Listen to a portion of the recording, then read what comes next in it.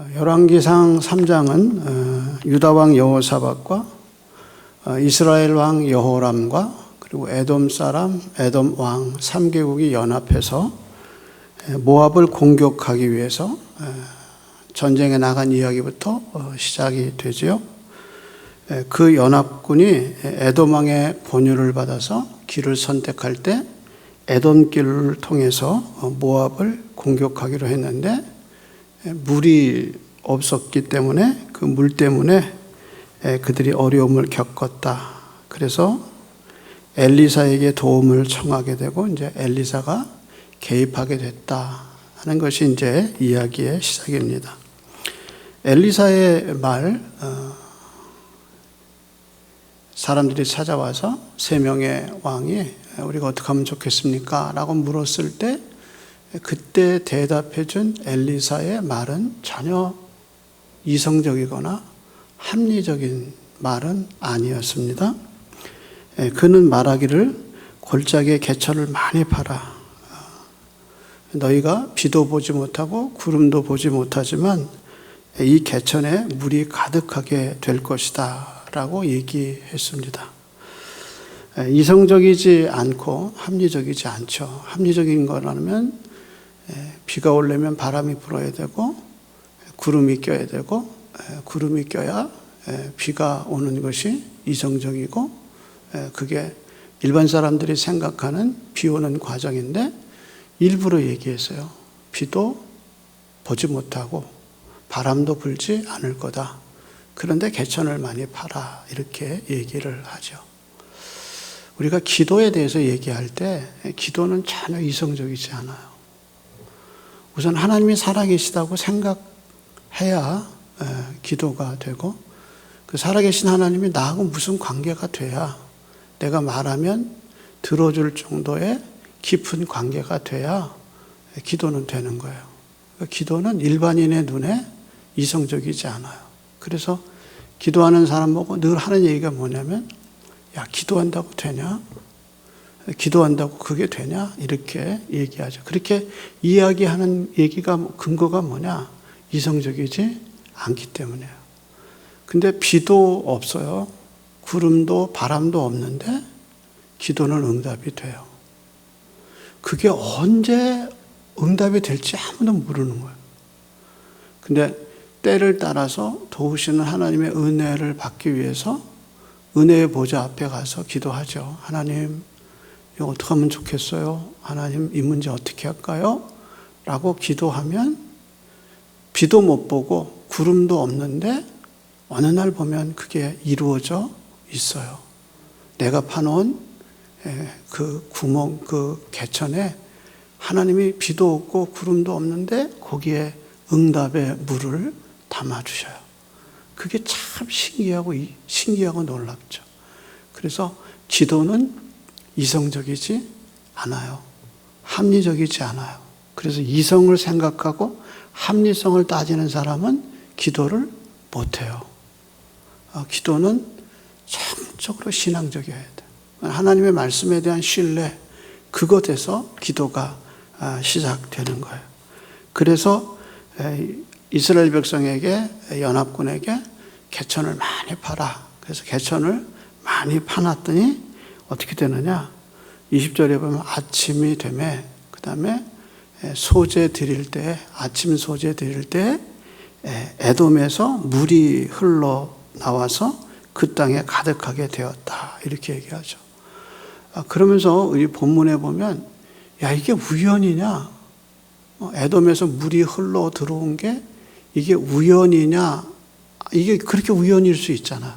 근데 이게 우연이 절대 아니라는 사실을 저자가 강조한 게 뭐냐? 아침 소재라는 말이에요. 이게 비도 못 보고 구름도 없고 바람도 없는데 이게 응답돼서 이게 하나님의 역사라는 걸 어떻게 알 수 있느냐? 아침에 아침 소재 드릴 때라는 말이에요. 그럼 아침 소재 드릴 때라는 말이 뭐냐? 이게 아침에 하나님께 상번제 드릴 때란 말이에요. 아침에 이스라엘 백성이 하나님이 명령하기를 누가 아침에 수양과 양을 바치고 그 다음에 저녁 때 하나님께 제사해라. 그게 이제 상번제거든요. 그래서 아침에 아침 소재 드릴 때 에돔에서 물이 흘러 들어왔다는 거예요. 기가 막히게 아침에. 그러면 하나님의 역사가 언제 일어났느냐? 새벽에 일어났다는 거죠. 그러면서 우리에게 계속적으로 생각하게 하는 게 뭐냐? 과거의 이스라엘의 역사가 언제 일어났느냐? 홍해가 언제 갈라졌느냐? 새벽에 갈라졌다. 밤새도록 바람이 불어서 하나님의 새벽에 그 이스라엘 백성들 앞에서 홍해를 쫙 가르쳐. 그리고 여리고가 언제 무너졌느냐? 7번 돌았는데 하나님의 은혜로 새벽에 여리고가 무너져요. 그 새벽이라는 거, 아침 소재 드린다는 말이 뭐냐? 그게 하나님의 역사하는 영적인 시간이라는 거예요. 캄캄한 밤이 지날 때, 기도할 때는 캄캄해요. 하나님 이거 어떻게 하면 좋아요? 앞을 봐도 캄캄하고 뒤를 봐도 캄캄하고 내 속을 봐도 캄캄하고 캄캄해요. 근데 그 캄캄한 밤을 어떻게 하냐? 하나님의 약속을 믿고 야곱이 씨름하듯이 하나님 앞에 엎드려서 그걸 붙들고 씨름한단 말이에요. 그런데 분이엘의 아침처럼 하나님의 얼굴이 그 얼굴빛이 환하게 비치듯 그 하나님의 얼굴빛이 비춰질 때 모든 어두움이 다 사라지는 새벽이, 영적 새벽이 왔다는 거예요. 그래서 우리가 캄캄한 밤을 지나요.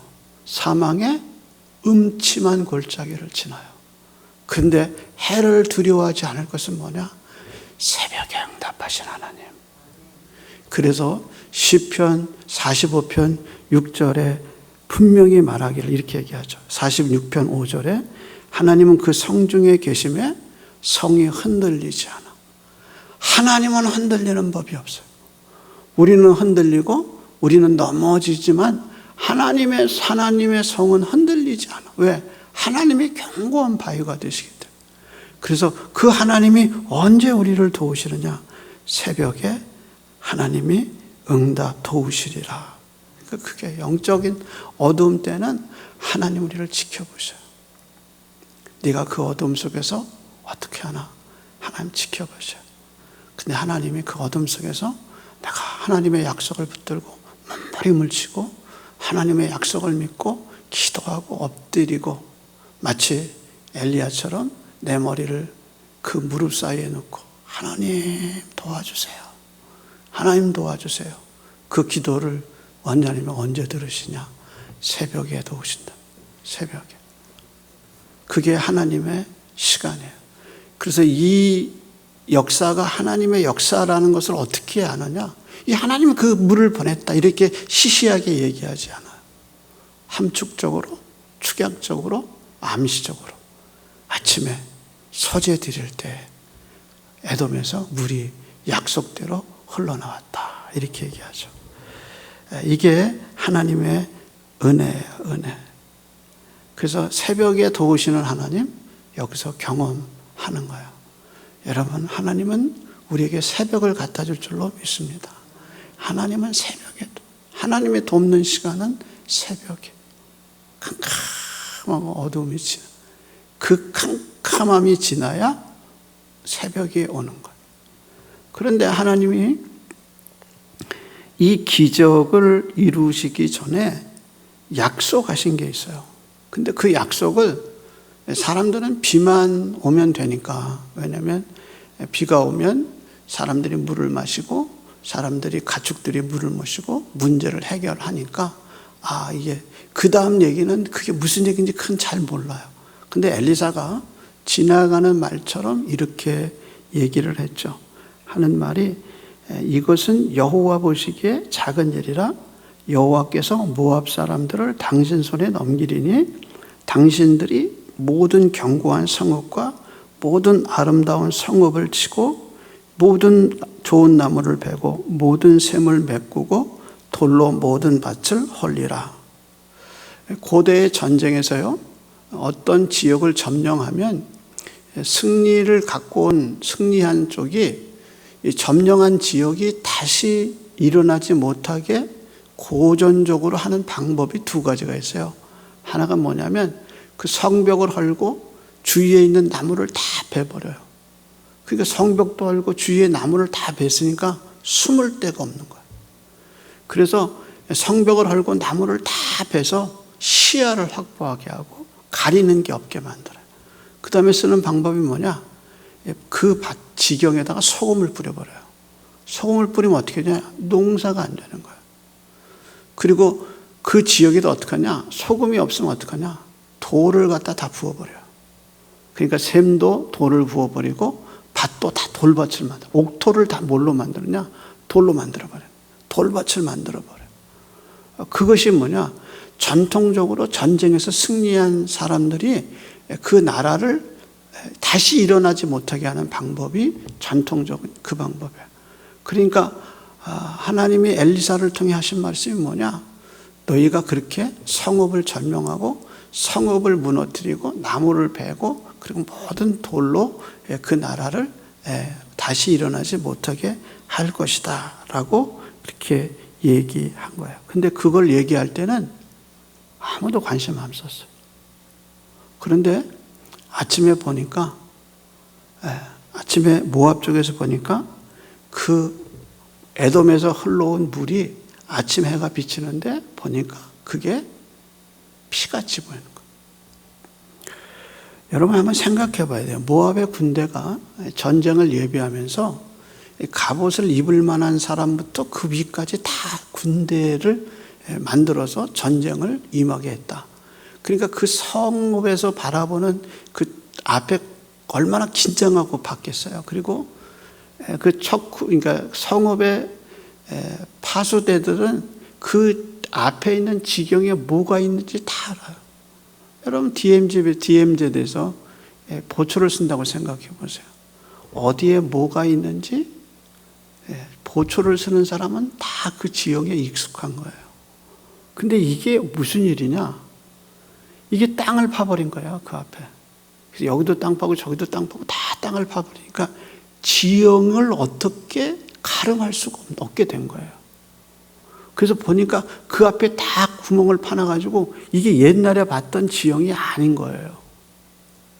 그런데다가 비가 어디서 왔는지 물이 흐르는데 보니까 이게 자기네가 평소에 봤던 지경이 아니라 이게 지금 피밭이 된 거예요. 해가 비치니까 그게 피같이 보인 거예요.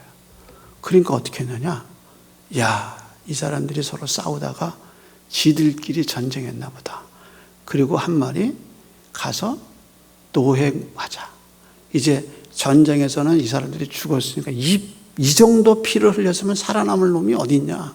그러니까 나가서 우리가 그 노획물을 가져가자 하고 스스로 성문을 열고 쉽게 말해서 적군이 스스로 지발로 걸어 들어온 거예요. 그러면서 이제 전쟁에 승리하게 되는 거죠. 그러니까 이걸 보면 야, 하나님이 하시는 방법은 인간의 생각과 인간의 그 측량함을 넘어가 버려요.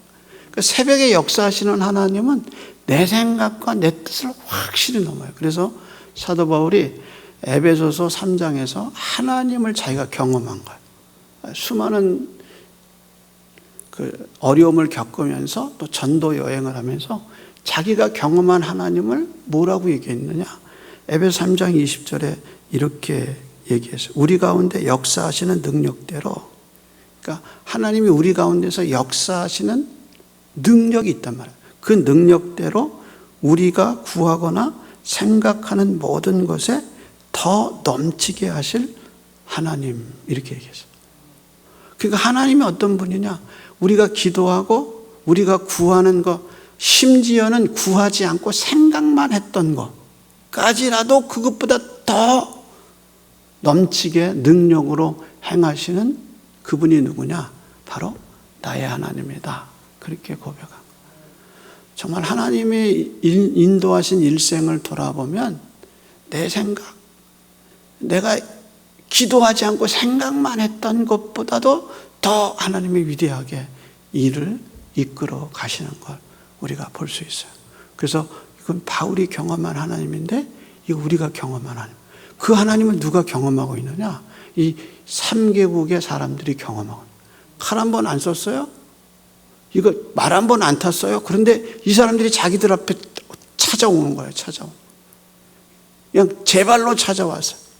이게 바로 하나님의 역사란 말이에요. 그래서 어느 날 내가 기도했던 거 내가 생각하지 않았는데 내 문 앞에서 두드리고 있어요. 문만 열면 거기에 하나님의 응답이 있어요. 야, 어떻게 하나님 이렇게 응답하실까? 그게 놀라운 거죠. 그게 바로 새벽에 일어난 하나님의 역사예요. 하나님이 이런 분이다. 이렇게 선하시고 풍성하시고 정말 하나님은 놀랍다라는 것을 우리가 알게 되는 거예요. 그러면서 저자는 이렇게 승리를 얻게 된 연합군이 어떻게 이 승리를 다루었는가를 우리에게 상세하게 얘기하고 있습니다. 한번 성경을 볼까요? 25절 말을 한번 봅니다. 이렇게 얘기하죠. 그 성읍들을 쳐서 헐고 각기 돌을 던져 모든 밭을 좋은 밭에 가득하게 하고 모든 샘을 메우고 모든 좋은 나무를 베고 그 다음에 이제 뭐가 나와요? 네, 그렇죠. 기라레셀의 돌들을 남기고 물매꾼이 두루 다니며 치니라. 자, 한번 저를 보세요. 그러니까 저자의 이제 표현 방식이 모든 성읍을 헐었다. 근데 그 모든 성읍의 이름은 하나도 안 나와요. 그리고 모든 나무를 다 베고 모든 그 샘을 다 메웠다. 그런데 그 샘의 이름과 성읍의 이름들이 하나도 안 나와요. 그런데 한 군데 딱 나오죠. 기랏레셀의 돌들. 그러면 이게 무슨 의미냐? 아, 이 지명은 굉장히 중요하고 의미가 있구나. 그 뜻이에요. 그러니까 쭉 가다가 기술하다가 한 곳만 지명을 딱 얘기했으면 뭐냐? 그게 돋보이는 거죠. 이게 돋보인다는 거예요. 그러니까 이제 우리가 성경을 읽을 때 혹은 주회를 할 때 이건 반드시 설명하고 가야 하는 곳이에요. 이 기하레셀이 어디냐? 그걸 우리가 생각하게 되는 거죠. 이 기하레셀은 두 가지를 기억하셔야 되는데 이게 당시 모압의 수도예요. 모압의 수도. 그러니까 다른 성읍을 다 점령했다는 말이 뭐냐? 그 수도를 지키기 위해서 주변에 중요한 성들을 만들어놔요. 그렇잖아요. 옛날에 우리 한양성을 지키기 위해서 위에 북쪽에다 뭘 세워놨냐? 평양성을 세워놨죠. 남쪽에다 무슨 성을 세워놨느냐? 수원성을 세웠잖아요.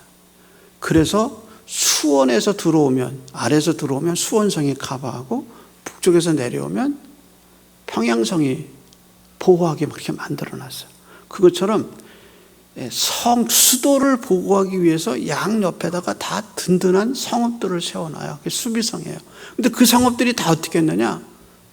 이스라엘의 3개 연합국이 그걸 다 무너뜨렸다는. 그리고 마지막 성이 나갔는데 그게 뭐냐? 기하레셀이다. 그러면 그 기하레셀은 뭐 하는 데냐? 그게 수도라는 거예요. 수도. 그래서 기하레셀을 수도예요. 옛 모압의 수도예요. 그런데 그 수도는 어디 있느냐? 그게 이제 지리적으로 보면 왕의 대로에 있어요. 왕의 대로. 그러면 왕의 대로가 뭐냐? 이스라엘의 지도를 놓고 보면요. 이스라엘의 지도가 이렇게 이제 손바닥이면 위쪽으로는 이제 팔레스틴 블레셋이 여기를 자리하고 있어요. 이 해안도로는 이 블레셋이 자리 잡고 있는 해안도로. 그래서 위쪽에는 어디로 가느냐? 시리아 다메섹에서 다메섹을 지나서 유럽으로 가는 길목이 되는 거예요. 그리고 아래로는 어떻게 되느냐? 이게 애굽으로 내려가요. 그래서 해안도로가 이렇게 있어요. 그래서 이스라엘 백성이 섬에 나와서 어디로 가려냐면 해안도로로 해서 가나안에 가려고 했어요. 근데 여기 누가 있느냐? 블레셋이 있어서 이쪽으로는 하나님이 못 가게 하고 광야길로 돌렸다는데 그 광야길이 뭐냐? 그게 왕의 대로예요. 그래서 팔레스틴 지역을 놓고 보면 도로가 4개가 있어요. 큰 도로가. 위에 해안길, 밑으로 왕의 대로, 그리고 골짜기 길, 이렇게 길이 4개가 나 있어요. 근데 밖으로 이렇게 저기 유럽으로 올라가고 시리아로 올라가는 길은 2개예요. 하나는 해안도로고 또 하나는 밑으로 요단강과 이제 요단강 서쪽에 그쪽에 이제 모압이 있고 암몬이 있는데 그게 이제 다 왕의 대로로 이어졌어요. 근데 하나님이 해안길로 안 보내고 이 아래 왕의 대로로 광야길로 이제 이스라엘 백성을 인도하게 된 거예요. 그 광야길에 모압이 있는데 그 모압의 수도가 어디냐? 그게 기라레셀이다. 이제 지금 그렇게 얘기해요. 그러니까 수도는 어떻게 했느냐? 점령하지 못했어요. 근데 그 수도를 뭐라고 그랬나 한번 보세요. 다시 한번 26절에 보면 수도를 뭐라고 그랬어요? 길하레셀에 뭐라고 그랬어요? 돌들 이렇게 얘기하죠. 그러면 기라레셀의 돌들이 뭐냐? 그 돌들이 뭔지를 알아야죠. 여러분 기라레셀은 제가 조사해 보니까 이게 1000m 고원에 있어요. 1000m. 여러분 1000m가 이게 그냥 우리 생각에 1000m 달려가기를 이렇게 위로 놓으면 1000m다 이렇게 생각하는데 도봉산이 얼마냐? 740이에요. 고도가. 그 도봉산 올라가려면 정말 쉽지 않잖아요. 그렇잖아요. 도봉산 꼭대기에. 불암산이 얼마냐? 우리 매일 보는 불암산이 510이에요. 그럼 1000m 정도면 불암산 2개 올려놓은 거예요. 그게 어디 있냐? 돌들 위에 있는 거예요. 돌들 위에. 그래서 기라레셀을 뭐라고 얘기했느냐? 기라레셀의 돌들 이런 거. 그러니까 점령하기가 쉽지 않은 거예요. 그래서 모압의 이 수도는 항상 전쟁의 전략지가 되는 거예요. 그래서 뭐라고 얘기했냐면 기라레셀의 돌들, 이게 돌산이라 돌들 위에 있단 말이에요. 그러니까 이거 점령하기가 어려운 거죠. 그래서 그거를 점령하지 못했다는 거예요. 그래서 성경 저자가 이제 그래서 기라레셀의 돌들은 남겨뒀다. 그러면서 그 과정에서 이제 도드라지게 역할을 한 사람들이 있었어요. 그 사람들이 누구죠? 물매꾼들, 물매꾼. 이 물매꾼이라는 게 뭐예요? 다윗이 무슨 돌로 죽여요? 골리앗을? 물맷돌로 죽이죠. 그렇죠? 그러니까 이 사람들은 특별하게 훈련받은 사람들이에요. 그 사람들이 이 전쟁에서 아주 두드러진 역할을 했다는 거예요. 그러면서 이제 이 전쟁이 기라레셀 그 수도만 남겨두고는 다 점령을 했다. 근데 수도는 점령하지 못했다. 이제 그것이 저자가 지금 표현하고 있는 겁니다. 그런데 이 과정이 여러분 이 전쟁이 승리로 마쳤을까요? 저자의 표현은 이게 승리했다. 지금 그렇게 얘기하나요? 아니에요. 저자는 이 전쟁은 미완성으로 끝났다. 그렇게 우리에게 뉘앙스를 주고 있어요. 그리고 그 과정에서 일어난 이상한 현상을 우리에게 알려주고 있어요. 그 현상이 어떤 의미가 있는지는 설명하지 않아요. 그냥 현상만 얘기했어요. 이 현상이 영적으로 무슨 의미가 있다 해석하지 않았어요. 그러면서 뭐냐? 일어난 현상만 우리에게 알려줬어요. 그래서 마치 우리에게 그런 거예요. 네가 이 현상을 봤느냐? 해석은 네가 마음대로 해봐라. 그런 의미예요. 네 나름대로 이 현상에 대해서 해석을 해봐라. 이제 그렇게 얘기하는 거예요.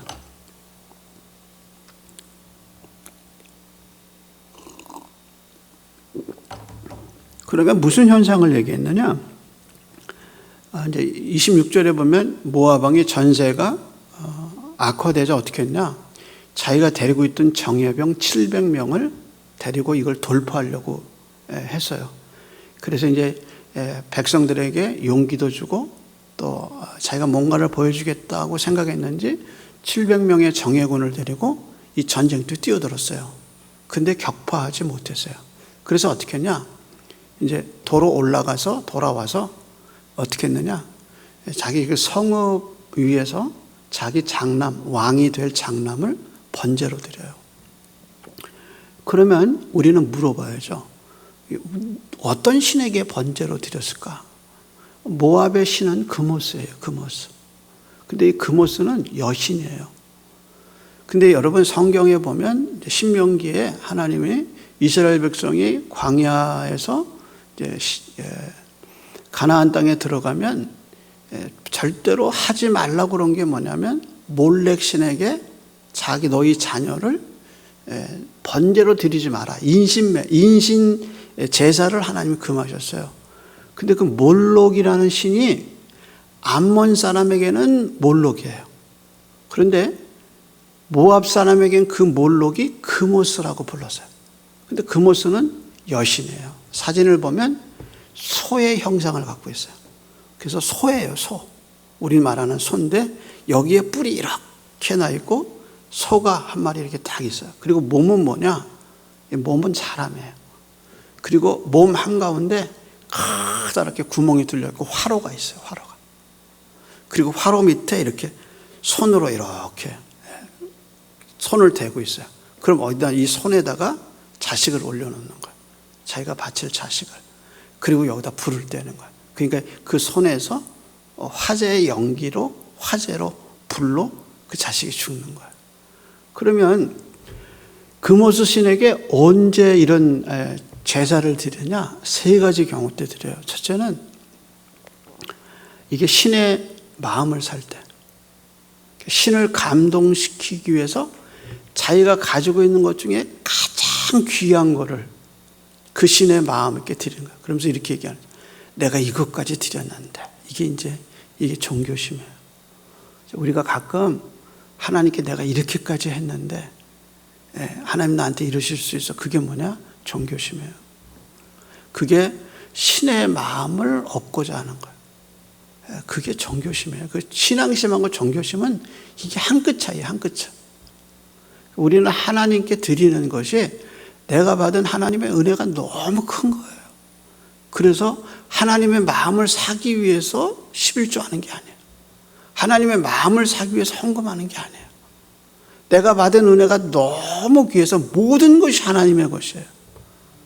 그런데 내가 하나님께서 주신 모든 것의 일부를 내가 주님께 드린다. 그게 뭐냐?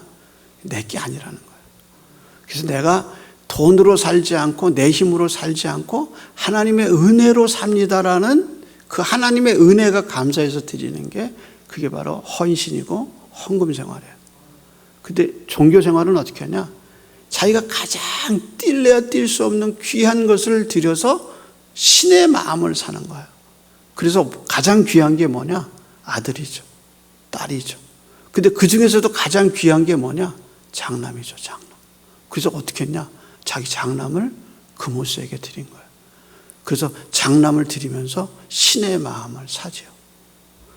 그래서 인신 제사가 드려지는 세 가지 이유 중에 첫째는 신의 마음을 사기 위해서, 두 번째는 전쟁의 위기 때, 전쟁에서 위기가 있을 때 신의 도움을 받아야 되거든요.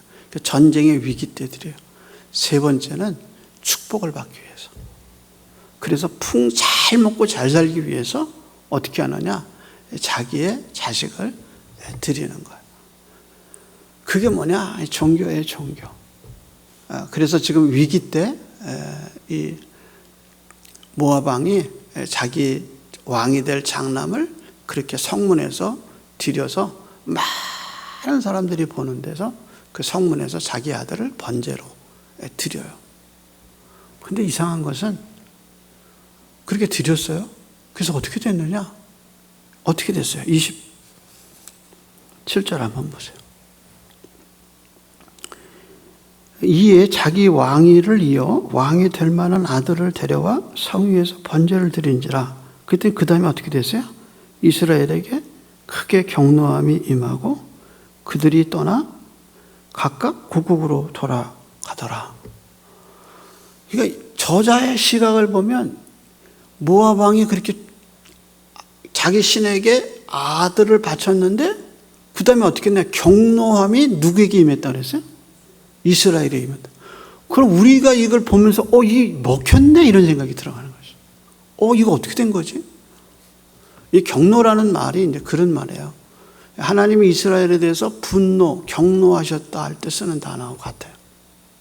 그러니까 하나님이 내리시는 경노가 지금 이 금오스 신한테 드렸는데 그 금오스 신한테 드려서 그게 워크했는지 역사가 됐는지 응답이 됐는지 누구한테 임했느냐? 이스라엘 백성에게 그게 임했다는 거예요. 그러면서 저자는 뭐라 하냐? 왜 그런 일이 일어났는지 설명하지 않아요. 그런데 이 기법은 한 가지 의도하는 게 있어요. 그 의도하는 게 뭐냐? 이 전쟁이 완벽하게 승리하지 못한 이유가 누구 때문에 있느냐? 누구 때문에 있다는 거예요. 이스라엘에게 있다는 거예요. 그래서 그들이 각기 고국으로, 그들이 떠나 각기 조국으로 떴다니까 3개국이 연합했는데 경노함은 누구에게 임한 거야?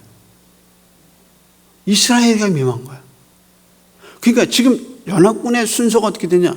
유다 왕 여호사밧의 군대가 있고 여호람이 이끄는 이스라엘의 군대가 있고 그 다음에 에돔 사람이 임하는 에돔 사람의 군대가 있는데 금오스 신에게 드린 그 경노함이 누구에게 임했느냐? 이스라엘 사람들에게 경노함이 임했다. 그럼 나머지 두 그룹은 어떠냐? 나라의 군대는 그거 없어. 누구에게 임했느냐? 경노함이 누구에게 임했느냐? 이 이스라엘에게 임했다. 이게 지금 저자의 시각이에요. 그러면서 왜 그러면 경노함이 이스라엘에게 임했느냐? 설명이 없어요. 이게 성경의 공백이에요. 스페이스예요. 그러니까 성경은 공간이 있어요. 절과 절 사이에 공간이 있고 단어와 단어 사이에 공간이 있어요. 그래서 그 공간 안에서 우리로 하여금 상상하게 하고 생각하게 하고 질문하게 만들어. 그게 성경의 기법이에요. 그러면서 유다에도 임하지 않고 에돔에도 실제 임하면 누구한테 임해야 되느냐? 에돔에게 임해야죠. 이방신끼리. 그런데 그 중간에 있는 이스라엘에게 이 사실이 임했어요. 그러면서 우리에게 하여금 뭘 생각하게 하느냐? 엘리사의 말을 생각하게 하죠. 엘리사가 어떻게 했느냐? 새 왕이 찾아왔을 때 이렇게 얘기하죠. 내가 유다 왕 여호사밧의 얼굴이 아니면 당신을 향하여 앉지도 않고 당신을 향하여 보지도 않을 겁니다. 그런데 그 당신이 누구냐? 여호사밧, 유다 왕 여호사밧과 함께 온 여호람이에요. 그러니까 처음 시작할 때 뭐라 하냐? 내가 이 예언을 하는 것은 유다 왕 여호사밧 때문에 예언하지 당신 때문에 예언하는 게 아닙니다라고 얘기를 했어요. 그러면서 전쟁의 끝 무렵에 맨 마지막 부분에 이 전쟁이 완전한 승리를 하지 못한 그 근본적인 이유가 뭐냐? 처음에 시작했을 때 여호람을 당신을 보지도 않고 당신을 향하지도 않을 겁니다라는 말과 맨 마지막에 이 전쟁에 경노함이 임해서 그들 때문에 3개국이 서로 각이 각자로 돌아갔다라고 얘기하는 장면에서 이 전쟁의 완전한 승리를 가져오지 못한 이유가 바로 이스라엘에게 있다. 이방도 아니고 온전한 것도 아니고 그 중간에 있는. 다시 말해서 사마리아가 중심이 된, 그래서 하나님의 것도 있고 이방 것도 같이 섞여 있는 듯한, 이게 제일 하나님이 싫어하시는 거예요. 그래서 신명기에서 이렇게 한 밭에 두 가지 씨를 뿌리지 마라. 옷을 입을 때 한 옷에 두 가지 옷감을 섞지 마라. 이 세속주의가 그렇게 무서운 거예요. 그러니까 아예 신자면 신자고 아예 이방인이면 이방인이지 차지도 않고 덮지도 않아. 미지근해. 하나님 뭐라 하냐? 토해버리겠다 얘기하시죠. 그래서 이스라엘을 보면서 유다도 아니고 이방인도 아니고 그 가운데 있는 이스라엘, 거기에 경노함이, 이방신의 경노함이 임해. 그래서 이 전쟁의 승리가 온전히 이루어지지 못한 그 마지막 장면의 그 공간, 해석할 수 있는 여지를 우리에게 주고 있죠. 이러면서 우리에게 이런 질문하죠.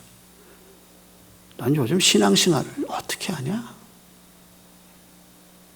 정말 하나님 중심으로 하고 있냐? 어떤 건 세상 거, 어떤 거는 하나님 거.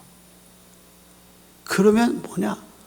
하나님의 온전한 신장, 온전한 승리나 하나님의 온전한 영광을 못 보는 거예요. 보기는 보는데 희미해. 먹기는 먹는데 밥에 모래 섞인 것처럼 거꾸로. 그래서 하나님이 어떤 그릇을 쓰시느냐? 깨끗한 그릇이요. 하나님은 깨끗한 그릇을 원하셔요. 열왕기하 3장을 끝내면서 저자의 시각이 우리에게 충분히 더 생각할 수 있는 여유를 주고 있어요. 그래서 전쟁의 미완성, 이스라엘 때문이다라는 뉘앙스를 주면서 우리의 영적인 삶에 섞여 있는 것 정리해라 라는 메시지를 우리가 생각할 수 있게 됐습니다. 기도하겠습니다. 하나님, 오늘도 드려진 헌금 위에 하나님의 은혜가 임하게 하시고 또 이 밤 불러주셔서 기도의 구덩이를 팔 수 있도록 은혜 주셔서 감사합니다. 이성적이지 않고 합리적이지 않지만 이성을 따라가지 않고 머리를 따르지 않고 내 생각을 따라가지 아니하고 말씀을 따라가고 하나님의 약속을 따라가게 하셔서 감사합니다. 육의 생각대로 살지 아니하고 성령의 인도하심을 따라 말씀을 따라 사는 삶을 살게 하셔서 감사합니다. 오늘도 하나님의 약속을 믿고 기도의 웅덩이를 팝니다. 하나님, 자녀의 웅덩이, 우리 삶의 웅덩이, 우리 문제의 웅덩이, 하나님 앞에 기도의 제목을 올려놓고 기도합니다. 하나님의 새벽이 임하게 하여 주셔서 결국은 하나님의 영광이 드러나는 기도들이 되게 붙들어 주시옵소서. 이제는 우리 주님 예수 그리스도의 은혜와 하나님 아버지의 크신 사랑하심과 성령님의 인도, 교통, 충만케 하시는 역사가 기도하고 주의 약속을 바라는 사람들의 심령 속에 이제부터 영원토록 함께 있을지어다. 아멘.